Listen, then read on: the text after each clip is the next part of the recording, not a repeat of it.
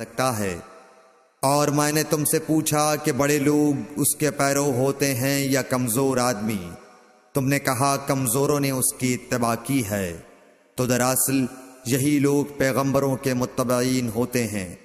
और मैंने तुमसे पूछा कि उसके साथी बढ़ रहे हैं या कम हो रहे हैं। तुमने कहा कि वो बढ़ रहे हैं।